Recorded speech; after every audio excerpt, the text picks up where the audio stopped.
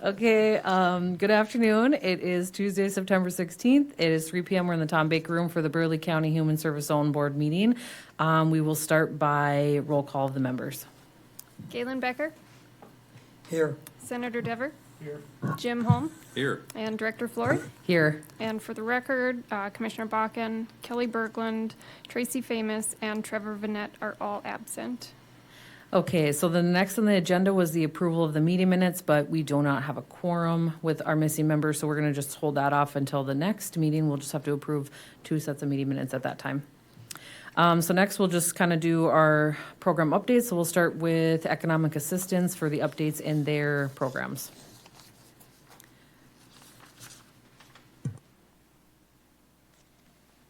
Boy, that was quick. Okay, so what I have in economic assistance, recently, when redesign happened, they broke the groups up into swim lanes, and they had those workers that were app processors and those workers that were maintenance workers. And they had the single role, so they got the work items based on what their role was in the Spaces system.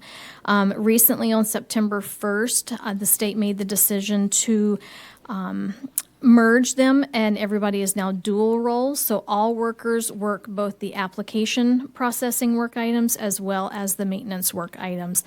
The reason why this change was made was it was determined that this would be best service to the clients, ensuring that timeliness of the apps and reviews were processed. This is a direct reflection of Measure 7, which is our timeliness measure for economic assistance. And it's also a part of the corrective action plan that the state is currently on with FNS because of timeliness. There's also hopes that the SUPs are going to have, or the supervisors are going to have more consistent expectations and benchmarks for their workers as they are dual, and that way we won't be comparing the maintenance workers' numbers to the app processors' numbers and expecting them to reach the same numbers when the work is entirely different. This is also going to hopefully help to identify any areas of improvement or growth that we could expect out of the workers as a whole across the state. Another thought to this is to hopefully prevent the supervisors from having to move work around in the queues. This way the work can get to the workers more evenly. So we hope to see this happen. Again, we just started September 1st, and so it's still trying to work out the processes because everybody, of course, had all of the app work items and the maintenance work items in their queues, filling them up. So it's now slowly starting to integrate. So we'll see how that actually comes out. Only thing I'd add to that is one thing that we were seeing when we were separated roles was app processing takes longer than the maintenance work. So then those who had the apps in their queues, they were delaying in getting them completed. So that again is that measure with that timeliness. So this moving them back to dual so they have their queues with a little bit of both in them will hopefully improve that area like she was talking about. Some of the impact from the change, of course, like I said, there's that initial growing pain of trying to get the items to merge. And one of the things, of course, to take into consideration, the app processors, of course, have not worked reviews in those maintenance work items for a couple years now, since the redesign started, and vice versa. The maintenance workers have not processed many applications. They have processed some while they were a maintenance worker because, of course, they would come in based on a case already open. But we do have those individuals that have not worked either one of those types of work items in this new system, so it's a training curve, a learning curve for them.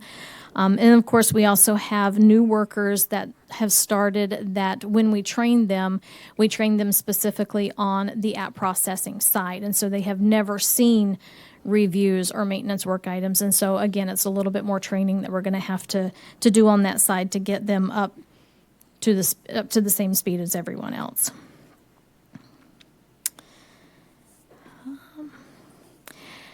Recently, we had a regional leadership meeting, and I think I had mentioned this at the last board that we were going to do it. We had all of the supervisors and leads from our Region 3 get together in person to have a meeting, just so that we could come face to face and have conversations and get to know each other better and have that more of that sense of a team working together.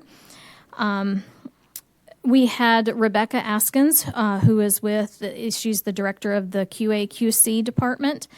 She presented to our team a general presentation on the QC process and some upcoming changes that may be coming. One of the things, of course, she did mention, and we've heard lots of course, is the big, beautiful bill and the type of impact that this is going to have to Medicaid and SNAP. Some of the forecasting impacts, we're going to be looking at, of course, who is eligible for the programs. States are now going to be cost sharing based on their error rates. Program policies and work processes are probably going to end up changing as well. Unfortunately, right now, we don't have any dates for these changes. The feds have not given us any dates. However, when they do happen, we're expecting them to be fast and furious. And so they'll come out quick, and we'll have to adapt and take trainings pretty quickly to learn all of the new policies and processes. It's expected that the Department of Health and Human Services will work, with the zones, but they will be probably sending out the majority of the communication to the clients at that time, letting them know what those changes are going to be as they come. Tomorrow, Burleigh County is having its first heat visit. What HEAT stands for, high efficiency. Gosh, I can't remember, Chelsea. Can you remember? It has to do with QC, of course, QA and QC. And it's the state and the Fed SNAP will be partnering together. Again, the Rebecca Askins with the QC department, as well as Dawn with the SNAP policy department up at the state, will be coming and giving us presentations to the supervisors and the leads. Tomorrow, this will be an all-day affair, and basically she's going to be talking about what specifically Burleigh County's data is, what our error rates are, what our CAPERs are, and this is case and procedural error rates. And then as well as talking about what areas we're doing well in and what areas that we need to improve on. With that, we spent a lot of time across the state as directors talking about SNAP policies and federal impacts and performance improvement we need to do and planning around that. And so this is going to be helpful because, like Grace said, this drills down just to Burleigh County, so we know what ones we should focus on. So yeah, I'm looking forward to hearing from them on what we're doing well and what we need to improve on. Okay, the next thing on my list here, recently, I want to say it was about June or July, there was a team created called the On Demand team. And what this is this was to help support with SNAP interviews, those missed interviews when either the eligibility worker would try to contact them either by cold call or by scheduling an interview, and they did not show up or answer the phone for their scheduled interview time. These individuals can call into the call center. Excuse me. And the call center, of course, they're first going to try to reach out to the original worker that had the interview scheduled to see if they can take that back. But if not, then this on-demand team is a team is directly linked. They have access to the Genesis system, which is what the call center is on, so that interview can be warmly handed off to that worker that is on that on-demand team to complete that interview right then. I guess since July 28th, when they started keeping track of the data, until August 27th, it was noted that over 500 interviews were already completed by that on-demand team. Which is fantastic. That's 500 interviews that if they weren't completed, then clients wouldn't have gotten their benefits processed. So a lot of times that's what's holding up the clients getting their benefits. They did the application, but either they don't have a phone, they missed their interview, and so this has been great to keep benefits moving. There was, with the on-demand team, they noticed that there was a lack of individuals that knew how to process childcare cases, and so they were looking at possibly training those individuals on how to do childcare. However, after having conversations, they did carve out a specific team specifically with our Group 4, some of our Group 4 members, and these are the ones who work the TANF and the child care cases. So we do have, I think, about 6 individuals across the state that are on this particular team.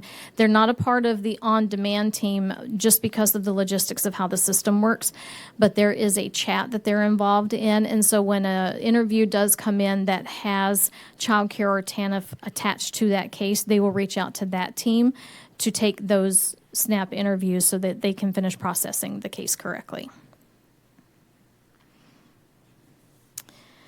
And the last thing that I have is just to update you guys on the outreach. We've talked a couple of times about the different places that we are working specifically with, whether it's with Medicaid or with SNAP. Currently, we are attending the Dream Center 2 times a month. We have 4 individuals that we have 2 on each day. So we are attending the breakfast service from 7 to 9 a.m. on the 2nd and 4th Tuesday of the month. We have individuals there that can complete SNAP interviews right there on the spot if they apply for SNAP.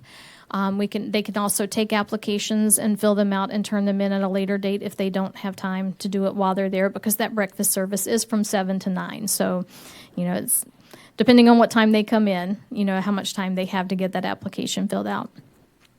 One of the other places that we are also doing outreach at is Ministry on the Margins. We're going there again twice a month, the 2nd and 4th Tuesdays of the month as well. However, we're there in the afternoon, and again, we have 4 other individuals that are helping out there. With the DOCR, we have 3 individuals that are taking their turns out at the North Dakota State Pen. We're out there the 2nd and 4th Friday of every month.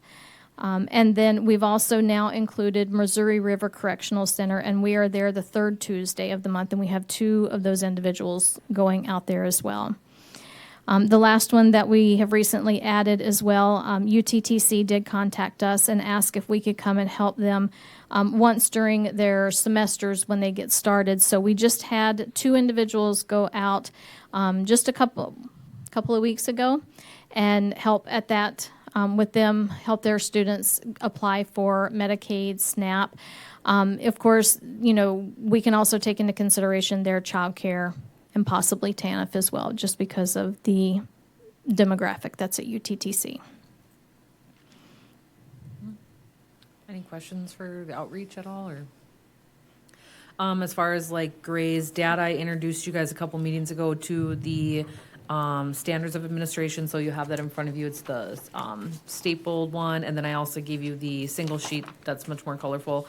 So Gray in her area, they focus on number 6 and 7, so work items processing volume, and then processing timeliness. So the volume, they are in that exceeding area. That's great. Where with the timeliness, we are in, technically, when you look at it, that failure to meet. But again, this is, if you look at the more colorful one for Measure 7, pretty much every zone in the state is in that area. So that is because of some of these changes she talked about to help address the timeliness for everybody statewide.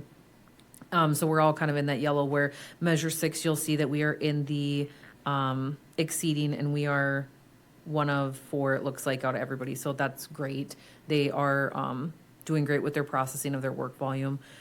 So this has been interesting as Gray works with her team, because when you want to address performance and areas where there might be additional training, and we look at timeliness, sometimes it's outside of our control. So she really has to spend time focusing on time management if you do identify somebody who actually might need some of that performance enhancement. But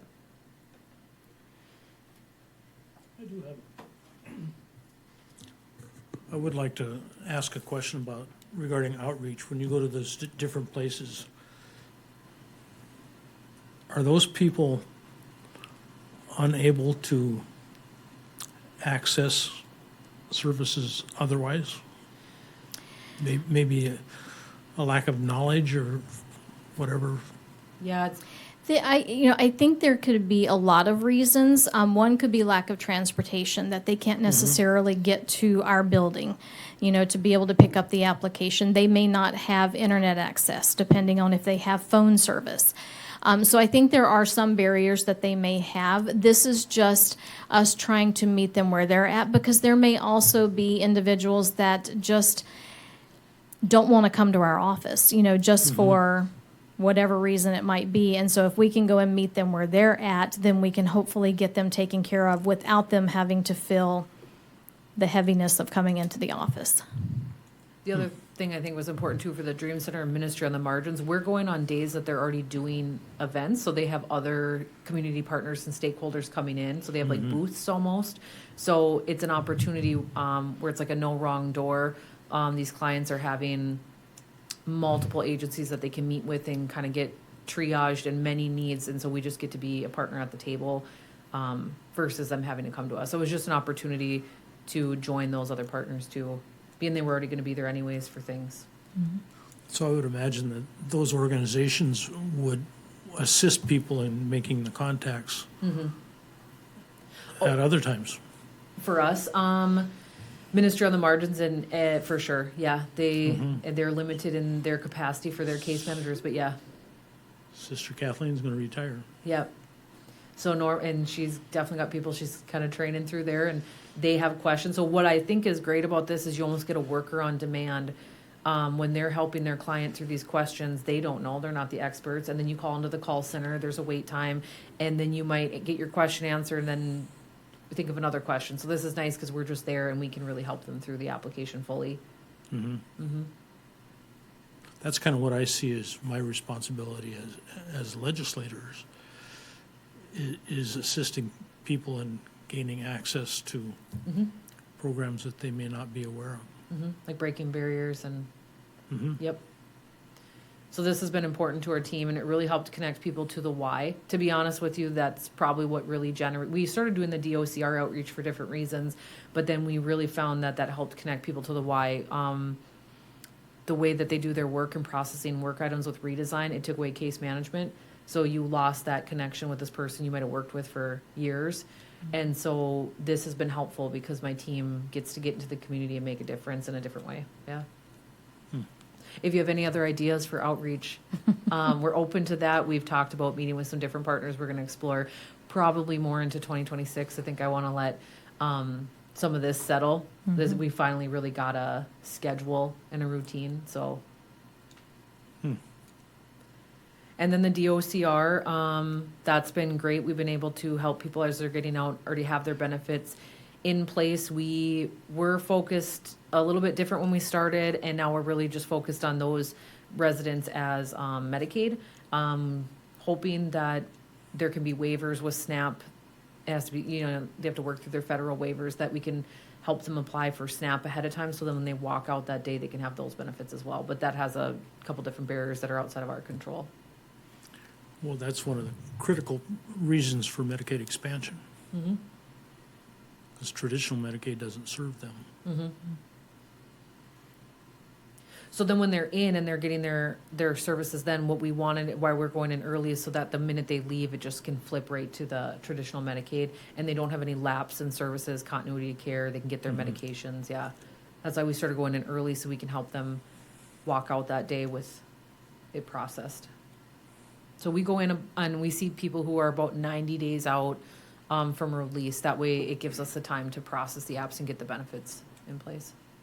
And it's been pretty successful. We usually see 19, I'd say on average, up into the 20s, people that we're helping each month or each visit we go in. And they're currently working on a spreadsheet for us to be able to track how many people we are seeing, how many applications we are filling out, so that we can get a better understanding of just what kind of impact it is that it's making. One of the individuals up at the state is creating that spreadsheet for us right now. Of course, when we finally get it, my intention is to see how can we also use this to track the other outreaches as well, to see what is the impact at the other places that we're visiting as well, not just the DOCR. Well, for DOCR, that's about public safety. Yeah. And then I think across the state, they've reached out in different zones. So these are just the facilities I'm responsible for within Burleigh County. But I know they're going out to the women's prison in different locations. But it is conversation that the next step in my conversation is to look at going into our detention centers and serving that population with but there needs to be conversations around who we serve and who we qualify. Because some people are in and out so quickly that we wouldn't get all of them completed. But yeah, that is the next conversation, is that I'm working with my local jails to get out and help with applications for those residents as well, inmates as well. So more to come.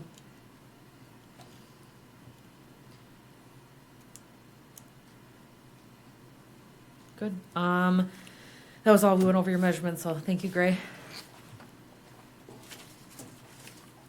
Okay, next we'll go over our child welfare programming.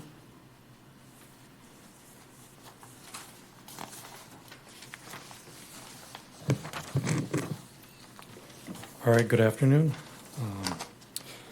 There hasn't been a lot of major changes since the last board meeting. Probably the biggest changes that we're working on right now is going through that case management redesign. There's not a whole lot of updates on that. We received information on kind of the initial policy change and the procedure change based off of state redesign. And on September 30th, a state team will be meeting with our management team to discuss our readiness based on what are some of the policy and procedure changes in the state case management redesign. And I just want to offer you a snapshot of, well, you already, okay. That one I got, yep. I already got it. Never mind. Okay, so you've got it. And I just want to remind you, when they do snapshots, it's real-time data. So it's going to be different. You know, some of this numbers might look a little bit different from your program service data that you received earlier in the month here. But just to show you, you know, a little bit of data there that they're going to be reviewing this is, you know, the incline or more, you know, we are entering foster care more often than not in the last, you know, 6 years. However, with the Native American population, we have gone down in our foster care program, and we continue to work with NADI there. And besides NADI, which is the Native American Training Institute, we also are working with UND with a grant on trying to reduce that, trying to figure that out and reduce that. With the caseloads for our case management crew, we have currently at that time in the moment, we had 206 children in foster care and 72 children in home services. And then you'll see the number of foster care children in the point in time as of August 1 every year. The big difference on how many children we are receiving into foster care. Recently, I've gone through different referrals, looking at the different referrals. Most referrals come from hospitals, emergency rooms, and schools and law enforcement. Those are most of the referrals that are coming from that turn into removals from the homes. Other thing kind of in this area, so when we talk about case management redesign, and we talk about this in other meetings, but right now we're set up where we have a team that was doing specifically designated for in-home cases, so cases where we don't have custody of the youth, but we're working with the families, we have safety plans in place. And then we had another group of workers who were designated for foster care. They carried the caseload of those where we were the custodian. You're doing more work for visits, reunification, courtroom preparation, affidavits, those kind of things. So the concept of the redesign is that those programs really merge together, that the family on the other end would have continuity. They wouldn't know if they went from in-home into foster care, their worker would stay the same. There's a lot of changes with that, which is why this readiness meeting is important, because there are two different sets of policy for those types of programming. So now workers are expected to know both of those and apply both of those effectively to those cases. So some of the questions that when they talk to us at this readiness meeting is, how are we internally communicating these things? What kind of supports do we need? Are there staff who are resistant to these changes? And how are we gonna help them with it? Do we have champions amongst our team? So we're just gonna look where we're at. We historically in Burleigh County did have, like I was describing, separate designated workers for those types of cases, but in early, maybe even late 2024 and into early 2025, we really started blending them, and I would say pushing people into the uncomfortable of their caseloads. There has been pros and cons while we did that, but we kind of felt like we wanted to get on top of it because they go live, I think in December or January, and so we need to be prepared that this is the expectation. They're working these blended caseloads. So it was learning curves that we've talked about in different meetings, but it's going well for the most part. And then when you look at this snapshot that Jeremy was talking about, it's very obvious in there that our numbers have increased. This is the highest we've been, as this chart shows, since 2019 as far as the number of kids in foster care. But there's things that these snapshots don't highlight, which I think is always important to talk about, is that Burleigh County tends to be at the top end of zones with open in-home cases. So that is what we consider to be the least intrusive. You're doing prevention, and we tend to be one of the zones kind of leading the pack with in-home cases.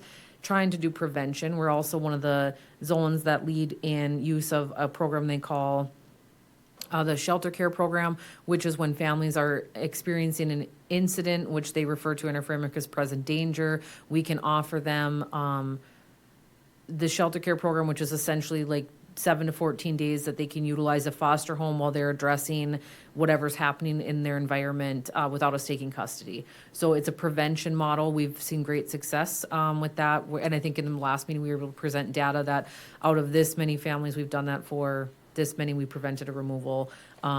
So those numbers aren't always captured, which is kind of hard because then this just focuses on the fact that we've got a lot of kids in care, and we get challenged a lot on if we're using the appropriate level of intrusion. If we are having a lot of redesign talks about case movement, so how quickly are we working towards reunification or permanency if it's in another form, one way or the other, whether you're looking at adoption or guardianship. So these are things that that team is challenged with. And then when Jeremy talks about the snapshot and the 206 children in care, and then the 72 children we're serving through in-home, those are carried amongst our case management team, which has seen great turnover over the last year. That requires additional training. I think I talked about this in other meetings too. So sometimes the caseload that these workers are carrying can be double or triple other zones. That obviously adds to the workload and the impact of their ability to do good active efforts in case movement. So those are all things we talk about every day, I think, in child welfare on where we can improve. We know those things, but I'm excited, I guess, for this readiness meeting so they can help us if there's an area where, again, we're missing. Please provide me the guidance on it. So I don't know if anybody has questions on case management redesign and all that data, but The questions I plan on going over with the management team on Monday to just review the questions and see and prepare for that. mm-hmm. Yep. No questions? No. All right. As Chelsea did mention, we do have higher turnover on the case management side. So currently, we requested the state field specialist lead and then a couple of other case manager field specialists to create some kind of a one-day 101 training for our safety framework. That will be conducted on September 24th in person. We personally requested it, so we are sending 6 of our newer staff there, and then I will also accompany them so I can support them, but also listen to the messaging as well to ensure standardization. And then now it's going to be open to other zones to be included into that as well. But that'll be on September 24th. And again, 6 staff will be attending that besides me.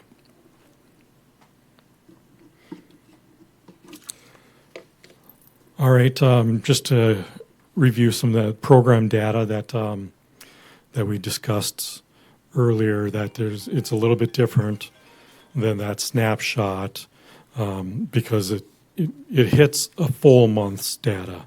So whether you're open on the 2nd of August and then you close on the 3rd of August, you're included in that number.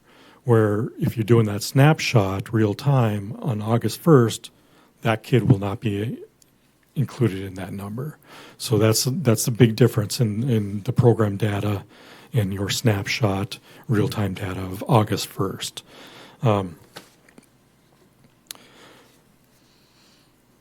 Let's see here. As you can see, our child protection services is still higher in the reports of active cases than previous years. We have been going down in the last few months, but it still continues to be more active cases than we've had in the past. One of the things I do want to point out as well is the biggest change in the difference in numbers that you'll see here is the CPS assessments, the count of open assessments. The count of open assessments, within the July's numbers, the July's numbers were at 311 open cases. For the August, we were down to 236 open cases. So we managed to close quite a few cases. And one of the biggest reasons is we are partnering with other zones.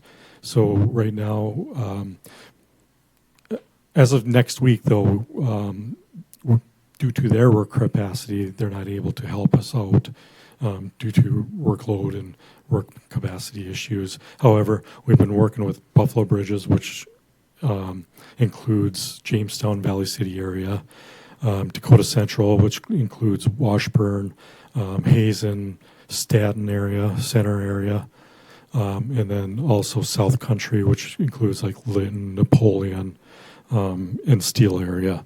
So those zones have been helping us out. So in the month of August, they took on 17 of our cases.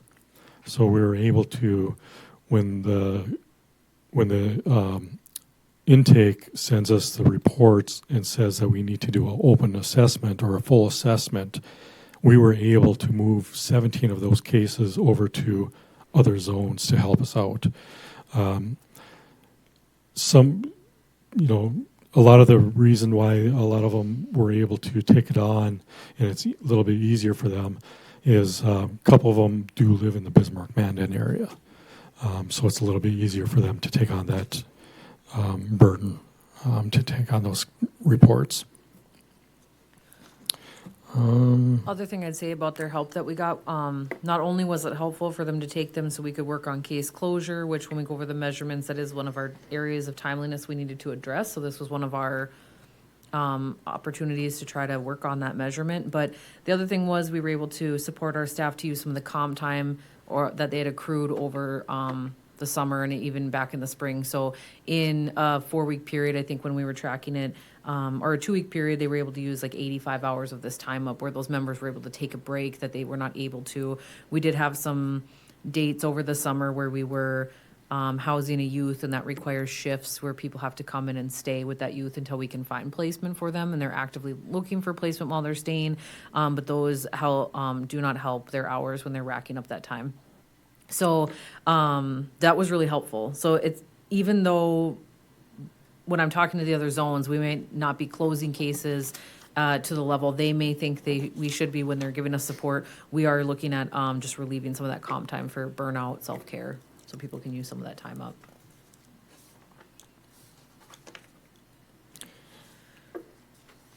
All right, moving on to the foster care services that we're working on. As you can see, foster care kind of has been has steadily inclined or increased over time. So we are at an ultimate high as well. So CPS assessments and also foster care children are both increasing over time here. Trying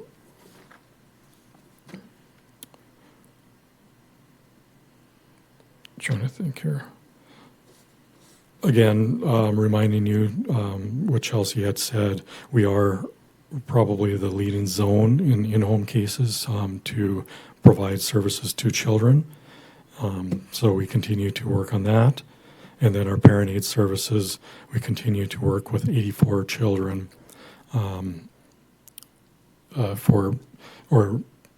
families, 84 families to work on parent aid services, whether it's training, skills development, things like that.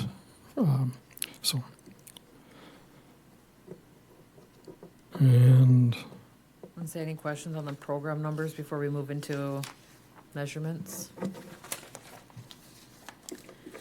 Then I'll bring you back to the standards of administration, that packet one that we talked about earlier, and then again, that colorful sheet that kind of shows you, I like that one because it shows you where we're at compared to other zones across the state. So for the child welfare team, their focus is on really the ones we probably push are 2 for the visits of children in foster care. So for that one, we were at an 89% on that one, which got us into the category of failure to meet, and then you can kind of see where other zones are for that.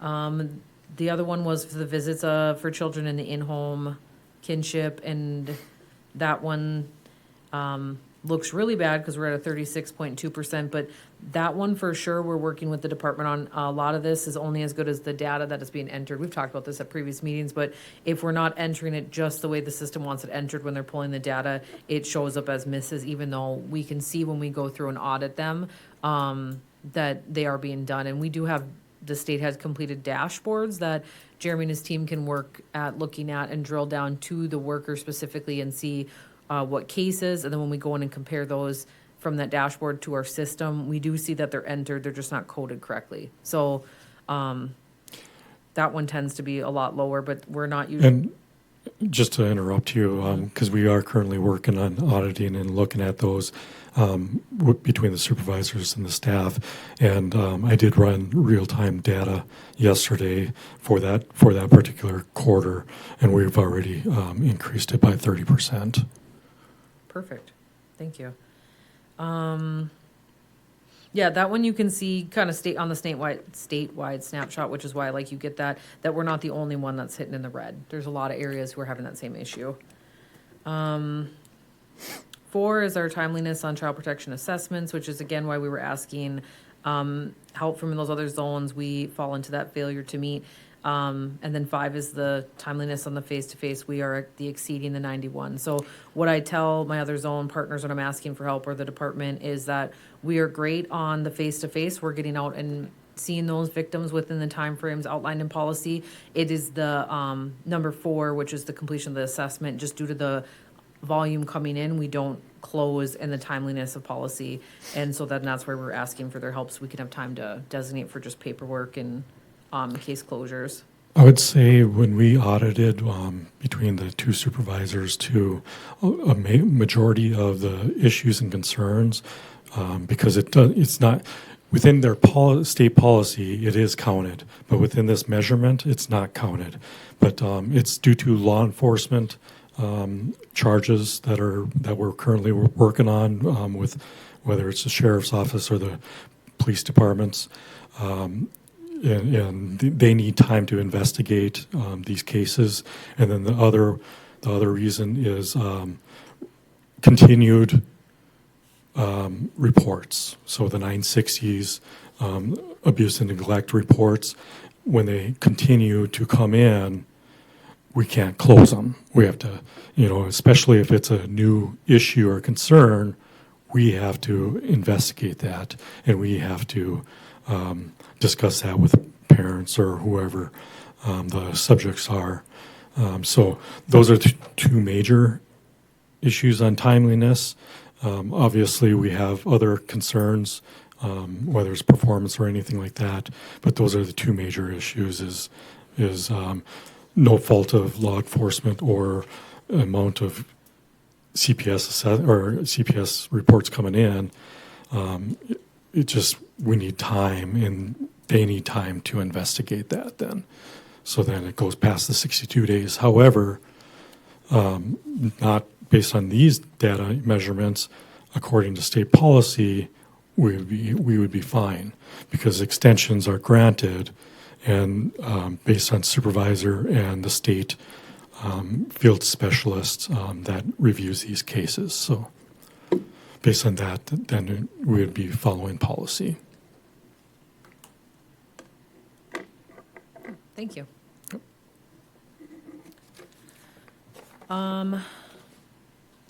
Other zone updates, I don't really have much. I would say outside of program work, the focus has just been on making sure that with the remodel of the Provident building, service delivery is staying as it needs to for the public. So just trying to stay on top of that. There's just impact to specifically our parking in the back. We're limited to the space that we have for clients coming in, and then they're forced to use the 90-minute off-street parking quite a bit. That's often full too, especially early in the morning if people are attending appointments at the courthouse. So that's probably been the other biggest focus, is just that has caused us to limit the space that I have for my team. So many people are doubled up, tripled up into office spaces. It's just trying to make sure they still have what they need to work and get their stuff done. But yeah, I don't really have any other zone updates. Next on the agenda is public comment, and there's no public to comment. So I'll just go into other business. I was anticipating Commissioner Bakken to be here. He did let me know that last week he received a grievance from the zone, or for the zone, on the zone from a constituent. And so this is a case that I was familiar with and had addressed the grievance from, there's levels of the grievance, and then they had grieved up into his level as the commissioner. So I did tell him that he has the documents that he can review for that, but I just wanted this board to be aware that there could be then where we do like executive session to discuss the grievance, and then that way the board can make final determination on it, so that way we can handle the grievance. So I just wanted that to be on people's radar, that if you get contacted for a special meeting now between December, that's what we'd be looking at. So, and unless anybody has anything else to add to the board, that's everything I got. So, okay, meeting adjourned. Thank you.